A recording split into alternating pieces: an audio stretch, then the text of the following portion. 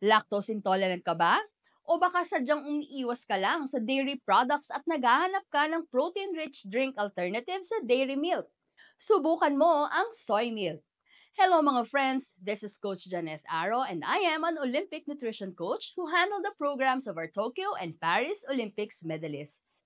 Ang soy milk ay isang plant-based drink na gawa sa soybeans na binabad sa tubig. Ito ay ginigiling at sinasala para maiwan ang milk-like liquid. Ang soy milk ay magandang alternative sa dairy milk dahil ito ay natural na lactose-free, cholesterol-free at may vitamins and minerals. Ang typical nutritional content ng isang locally available na soy milk per 300 ml serving ay naglalaman ng 9 grams of protein, 10 grams of fat at 80 milligrams of calcium. Depende sa brand, ito ay madalas na fortified ng vitamins such as B1, B2, A at D. Take note lang na ang soy milk ay kalimitang available as unsweetened or sweetened versions. Siguraduhin lang na i-double check ninyo ang soy milk na iniinom ninyo kung ito ay hinaluan ng pangpatamis tulad ng cane sugar. Ang brand ng soy milk na nakabote na kalimitan nating nakikita sa grocery ay naglalaman ng 27 to 31 grams of sugar or 5.5 hanggang 6 na kutsaritang asukal kada 300 ml bottle or serving. Ito rin ay kalimitang hinahaluan ng vegetable oil, salt, vanilla, or other flavorings. Kung gusto niyong malaman ang nutrient comparison ng soy milk with regular milk and other plant-based milks, pwede niyong panoorin ang video ko tungkol dito na nasa description or nasa comment section. So kung ikaw ay highly physically active, alamin natin kung paano maaaring makatulong sa iyo ang pag-inom ng soy milk. Number 1, high-quality plant-based protein. Ang soy milk ay may soy protein. Ang soy protein ay considered na complete protein dahil taglay nito ang lahat ng 9 essential amino acids. Ang essential amino acids ay crucial for building and repairing muscles after exercise. According to the Journal of International Society of Sports Nutrition, soy protein supports muscle protein synthesis in a manner comparable to whey protein, making it an excellent option especially for plant-based athletes. Number 2, it can help augment lean mass gain.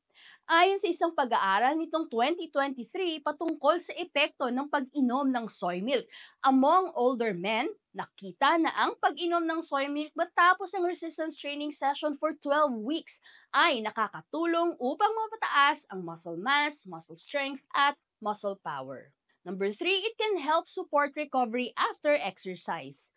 Ang pagkonsum ng soy milk bilang bahagi ng sapat na protein intake para sa mga athletes ay nakitang maaaring makatulong sa recovery sa pamamagitan ng pagpigil ng deterioration sa field performance tulad ng mga sa competitive soccer players dahil sa magkasunod na speed endurance training sessions. Number 4, lactose-free and easy on the stomach.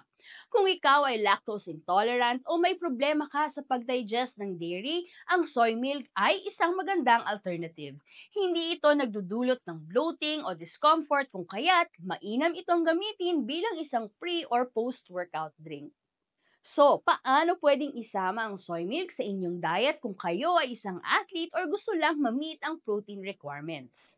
Number 1, as a post-workout recovery shake, i-blender ang soy milk with banana, oats, and a spoonful of peanut butter for a protein and carb-rich recovery drink. Second, as a pre-workout snack, ipares ang isang basong soy milk sa isang slice ng whole grain toast for sustained energy during training. And number 3, as a daily protein boost, gamitin ang soy milk as a base for your morning coffee, cereal, or smoothie.